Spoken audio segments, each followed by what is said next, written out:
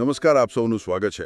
આજે આપણે એક એવી કથામાં ઊંડા ઉતરી રહ્યા છીએ જે એમ કે સાદગી, અપમાન અને અંતે જે વિજય મળે છે એની વાત કરે છે. હા, બરાબર. આપણી આ જે ચર્ચા છે એનો આધાર મલયાલમ લેખ છે લાલિત્ય તિન્નેયુમ વિજય તિન્નેયુમ પાડમ. ગુજરાતીમાં કહીએ તો સાદગી અને સફળતાનો પાઠ. આ એક પિતા પુત્રની વાર્તા છે અને એના દ્વારા આપણે સમજવાની કોશિશ કરીશું કે સમાજ કેવી રીતે ઘણીવાર પેલું બાહ્ય દેખાવ જોઈને જ મૂલ્યાંકન કરી લે છે. સાચી વાત છે. પણ છેવટે તો સાચી માનવતા અને જે આત્મસન્માન છે એ જ ટકી રહે છે અને જીતે છે. બરાબર. આજનો જમાનો જુઓ ને, જ્યાં દેખાવ, ભૌતિક વસ્તુઓ એનું જ મહત્વ છે, ત્યાં આ વાર્તા ખરેખર ઘણું શીખવી જાય છે. ચોક્કસ.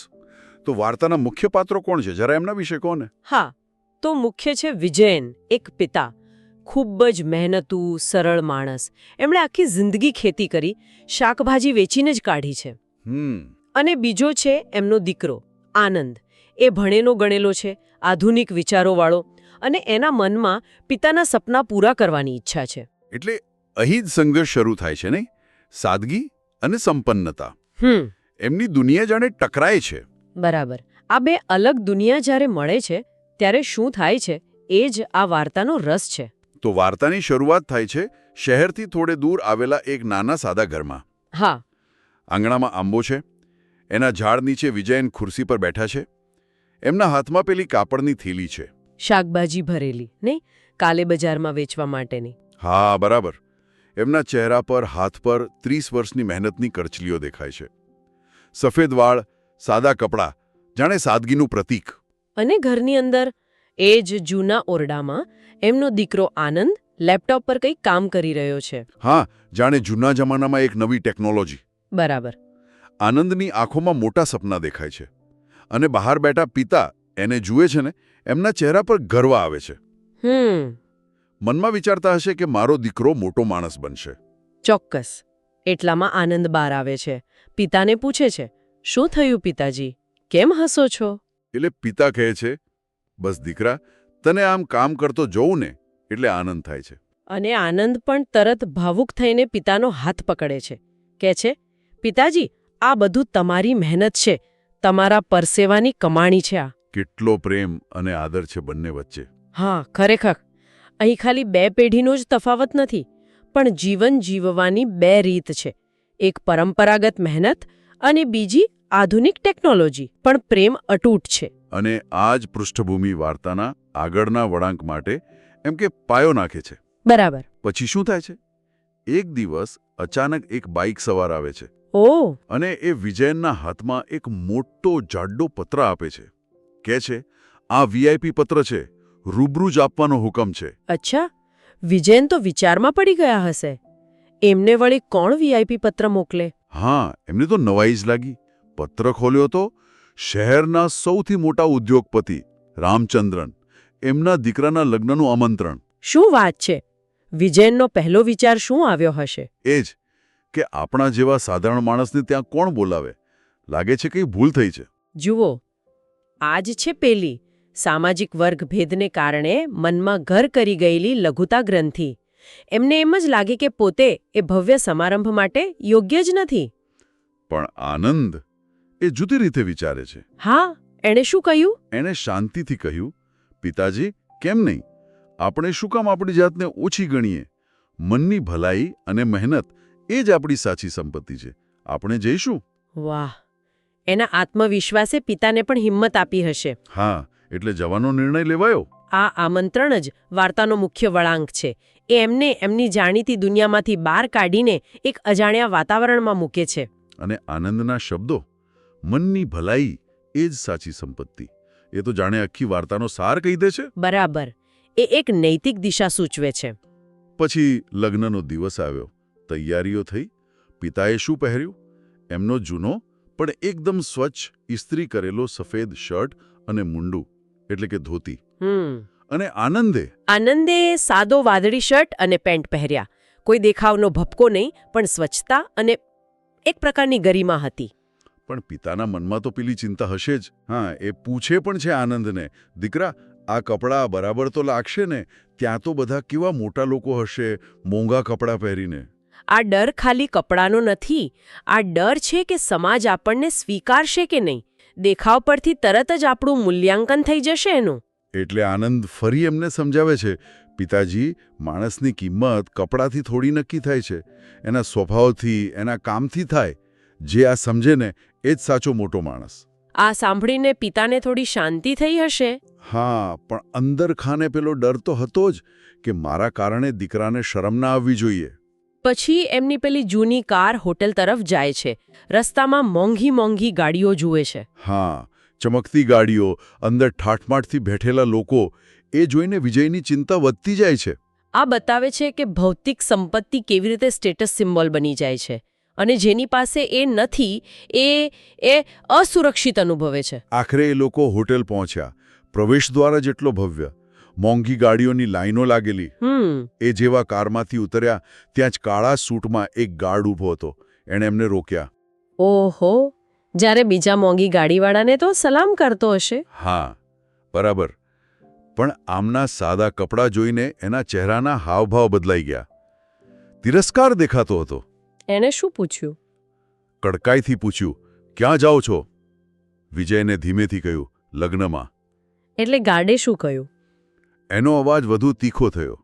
બોલ્યો, આ વીઆઈપી લગ્ન છે. સામાન્ય લોકો માટે નથી અહીં પ્રવેશ. બાપ લે! વિજયનું તો મોઢું જ ઉતરી ગયો હશે. જે ડર હતો એ સાચો પડ્યો.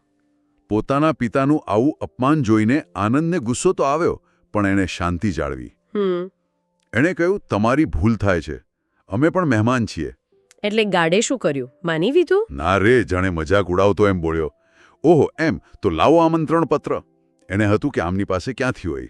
અચ્છા. અને પછી આનંદે ખિસ્સામાંથી કાઢ્યો પેલો ખાસ પત્ર. રામચંદ્રનનો પોતાનો હાથે લખેલો પત્ર. ઓહો, ગાર્ડની તો આંખો જ પોળી થઈ ગઈ હશે. બિલકુલ.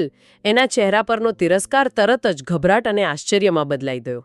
આ ક્ષણ બહુ મહત્વની છે. અહીં વ્યક્તિની નહીં પણ કાગળ પરના સ્ટેટસની કિંમત થઈ. સત્તા અને સંપત્તિના પ્રતીકો. એ કેવી રીતે માણસનું વર્તન પળભરમાં બદલી નાખે છે? ગાર્ડ તો તરત ઊભો થઈ ગયો. માથું નમાવીને કહે, માફ કરજો સાહેબ, ઓળખવામાં ભૂલ થઈ ગઈ. પધારો પધારો. વિજયન તો આ જોઈને સ્તબ્ધ જ થઈ ગયા હશે. હા, અંદર જતી વખતે આનંદે ધીમેથી પિતાને કહ્યું, પણ જોયું પિતાજી, એક કાગળનો ટુકડો કેવી રીતે માણસની કિંમત નક્કી કરે છે? હા, પણ આ અપમાનની તો શરૂઆત જ હતી નહીં? હા, આ તો પહેલો અનુભવ હતો. હજુ આગળ તો ઘણું બાકી હતું. તેઓ અંદર હોલમાં ગયા. હોલ તો એકદમ ભવ્ય હતો, શણગારેલો. ચારે તરફ મોંઘા કપડાં, ઘરેણાં પહેરેલા લોકો, હસી મજાક, વાતોનો ઘોંઘાટ. આ ભીડમાં વિજયન અને આનંદ સાવ એકલા પડી ગયા. એ લોકો એક ખૂણો શોધીને ઊભા રહ્યા હશે. હા, ત્યાં ખૂણામાં બે વીઆઈપી ખુરશીઓ ખાલી દેખાઈ. થોડો થાક લાગ્યો હતો એટલે લોકો ત્યાં બેઠા. પણ ત્યાં પણ શાંતિ નહીં મળી હોય. ના, થોડી વારમાં જે ખૂબ અમીર, અહંકારી જેવું દેખાતું કપલ આવ્યું. અને એમણે શું કહ્યું? પેલી સ્ત્રીએ તો નાકનું ટેરવું ચડાવીને પૂછ્યું, તમે લોકો અહીંયા આ વીઆઈપી સીટ પર તમારી લાયકાત શું છે અહીં બેસવાની? હે ભગવાન! અને પેલો પુરુષ બોલો, આ તમારા જેવા લોકો માટે નથી. પાછળ સામાન્ય ખુરશીઓ છે, ત્યાં જતા રહો. વિજયને કેવું લાગ્યું હશે? એમનું હૃદય તો જાણે બેસી ગયું હશે. હા, એ તો તરત ઊભા થઈ ગયા, જાણે કોઈ મોટો અપરાધ કરી દીધો હોય એમ. પણ આનંદ એમને રોક્યા હશે ને? હા, આનંદે એમનો હાથ પકડ્યો. દ્રઢ પણ શાંત અવાજે કહ્યું, પિતાજી બેસો, કોઈ આપણને અહીંથી નહીં ઉઠાડી શકે. એના અવાજમાં હવે ખાલી આત્મવિશ્વાસ નહોતો, પણ એક પડકાર હતો. વિજયને કહ્યું, દીકરા, હવે સહન નથી થતું. આનંદે જવાબ આપ્યો, બસ થોડી વાર પિતાજી, આ દર્દ જ આપણી તાકાત બનશે. ખરેખર આ એમના મનોબળની કસોટી હતી. કેવું લાગતું હશે એમને? એ અપમાનનો ઘૂંટડો ગળે ઉતારીને તેઓ પછી ભોજન સમારંભ તરફ ગયા. ત્યાં પણ એ જજ ચમકદમક. જાત જાતના પકવાન, સોના ચાંદી જેવા વાસણો. ભીડમાં જતા સંકોચ થતો હતો, પણ ભૂખ પણ લાગી હતી, એટલે હિંમત કરીને લાઇનમાં ઊભા રહ્યા. અને ત્યાં પણ? હા, ત્યાં ત્રીજું અપમાન થયું. પાછળથી કોઈએ ધક્કો માર્યો. એ ક્યાં ઘૂસી આવો છો, દેખાતું નથી? ઓહ! બીજો કોઈક એમના કપડાં જોઈને બોલ્યો, તમે અહીં શું કરો છો, પીરસવાવાળા લાગો છો. બસ, આ તો હદ થઈ ગઈ. વિજયન તો ભાંગી જ પડ્યા હશે. હા, એમની આંખમાંથી આંસુ આવી ગયા. પોતાના દીકરા સામે વારંવાર આવું અપમાન એ સહન ન કરી શક્યા. એમનું માથું શરમથી ઝૂકી ગયું. આનંદે એમને સાંત્વના આપ્યું હશે. હા, પણ એની આંખોમાં હવે ગુસ્સો હતો, એક આગ હતી. એણે પિતાને કહ્યું, પિતાજી, આ દરેક અપમાન યાદ રાખજો. આ બધું જ આપણને ઉપર લઈ જશે. આ સતત થતા અપમાન એ ખાલી એમના આત્મસન્માન પર જ ઘા નથી કરતા, પણ સમાજની કડવી વાસ્તવિકતા બતાવે છે. કેવી રીતે પૈસા અને પદનું અભિમાન લોકોને આંધળા બનાવી દે છે. બરાબર. માનવતા કરતાં સ્ટેટસ વધારે મહત્વનું બની જાય છે. આ બધી ઘટનાઓ ક્લાઇમેક્સ માટે તણાવ વધારી રહી હતી. અને પછી આવ્યો એ ક્લાઇમેક્સનો સમય. હા, લગ્નના યજમાન રામચંદ્રન માઇક પર આવ્યા. હોલમાં એકદમ શાંતિ. એમણે શું કહ્યું? એમણે કહ્યું, મિત્રો, આજે હું એક ખાસ વ્યક્તિનો આભાર માનવા માંગુ છું. પછી એમણે પોતાની કંપનીની મુશ્કેલીની વાત કરી અને કહ્યું, જ્યારે હું સાવ હારી ગયો હતો ત્યારે એક યુવાને આવીને મને બચાવ્યો. મારી ડૂબતી કંપનીને ઉગારી લીધી. બધાને જાણવું હતું કે આ યુવાન કોણ છે. સ્વાભાવિક છે. રામચંદ્રને ભીડમાં આનંદને શોધી કાઢ્યો. સ્ટેજ પરથી નીચે ઉતરીને સીધો આનંદ પાસે ગયા અને એના ખભા પર હાથ મૂક્યો. આખા હોલની નજર એમના પર જ હશે. હા, અને પછી રામચંદ્રને માઇકમાં જાહેરાત કરી, આ છે આનંદ, એ જ યુવાન જેણે મારી કંપની બચાવી. અને હા, શું? ગયા મહિને જ 450 કરોડની કંપની ખરીદનાર નવો કરોડપતિ પણ આ જ છે. શું વાત કરો છો? હોલમાં તો સન્નાટો છવાઈ ગયો હશે. બિલકુલ. સોય પડે તોય અવાજ આવે એવી શાંતિ. લોકોના મોં ખુલ્લા રહી ગયા. અને જેમણે અપમાન કર્યું હતું એમનું શું થયું? એમના ચહેરા પર ડર, શરમ, અવિશ્વાસ બધા ભાવ એકસાથે દેખાતા હતા. પેલું વીઆઈપી ખુરશીવાળું કપલ અને પેલો ગાર્ડ, એ તો જાણે દેખાતા જ બંધ થઈ ગયા. અને વિજયન પિતાનું શું થયું? વિજયની આંખોમાં આશ્ચર્ય હતું અને ગર્વના આંસુ હતા. આ છે વાર્તાનો જબરદસ્ત વળાંક. માસ્ટર સ્ટ્રોક કહી શકાય. દેખાવ અને વાસ્તવિકતા વચ્ચે આટલો મોટો ભેદ. હા, એક જ ક્ષણમાં બધી ધારણાઓ ઊંધી વળી ગઈ. જે વ્યક્તિ થોડીવાર પહેલા તિરસ્કારને પાત્ર હતી, એ જ હવે બધાના આદરનું અને કદાચ ડરનું પણ કેન્દ્ર બની ગઈ. સમાજ કેવી રીતે સંપત્તિ અને સ્ટેટસને પૂજે છે એનું આનાથી મોટું ઉદાહરણ શું હોય? પછી રામચંદ્રને માઇક આનંદના હાથમાં આપ્યું. આખો હોલ એને જોઈ રહ્યો હતો. આનંદે શું કર્યું? એણે એક ઊંડો શ્વાસ લીધો. પેલા પોતાના પિતા સામે જોયું. એમના ચહેરા પર વર્ષો પછી આજે ગર્વનું તેજ હતું. પછી એણે ભીડ તરફ જોયું. એનો અવાજ કેવો હતો? એકદમ શાંત પણ દ્રઢ. એણે શરૂ કર્યું, મિત્રો, મારી ઓળખ મારી સંપત્તિ કે મારા કપડાં નથી. મારી સાચી ઓળખ મારા પિતાએ આપેલા સંસ્કાર છે. વાહ! બધાની નજર વિજયન તરફ ગઈ હશે. હા, વિજયન હવે ગર્વથી ટટ્ટાર ઊભા હતા. આનંદે આગળ કહ્યું, અમે અહીં ખુશીમાં ભાગ લેવા આવ્યા હતા, સાદા કપડામાં. પણ તમે અમારા કપડાં જોઈને અમારું મૂલ્યાંકન કર્યું. એણે બધા અપમાન યાદ કરાવ્યા. હા, ગાર્ડે રોક્યા, ખુરશી પરથી ઉઠાડી મૂક્યા, લાઇનમાં ધક્કો માર્યો, બધું જ કહ્યું. અને પછી મુખ્ય મુદ્દા પર આવ્યો હશે. હા, એણે કહ્યું, મારા પિતાએ શાકભાજી વેચીને પરસેવો પાડીને મને ભણાવ્યો છે. તમે એમની એ મહેનતનું અપમાન કર્યું છે. યાદ રાખજો, સાચી સંપત્તિ પૈસામાં નથી, પણ માણસાઈમાં છે, સંસ્કારમાં છે. આ શબ્દો તો તીરની જેમ વાગ્યા હશે બધાને. અપમાન કરનારા બધા શરમથી નીચું જોઈ ગયા. વિજયની આંખોમાંથી ગર્વના આંસુ વહી રહ્યા હતા. કેવી પ્રભાવશાળી ક્ષણ! આનંદે ખાલી બદલો ન લીધો, પણ એક નૈતિક પાઠ ભણાવ્યો. એના શાંત શબ્દોમાં કેટલી તાકાત હતી. હા, એણે મહેનત, આદર, માનવતા આ બધા મૂલ્યોનું મહત્વ ફરીવાર સમજાવ્યું. પણ વાર્તા અહીં પૂરી નથી થતી, ખરું ને? ના, હજુ બાકી છે. ભાષણ પછી આનંદે ફોન કાઢ્યો અને 2-3 કોલ કર્યા. અચ્છા, હવે શું થવાનું તું? એ સીધો હોટેલના માલિક પાસે ગયો. પૂછ્યું, તમને કોઈ મેસેજ મળ્યો? માલિકે ગભરાઈને ના પાડી. એટલે આનંદે શું કહ્યું? આનંદે જાહેરાત કરી, જે હોટેલમાં મારા પિતાનું અપમાન થયું, એ હોટેલ હવે તમારી નથી.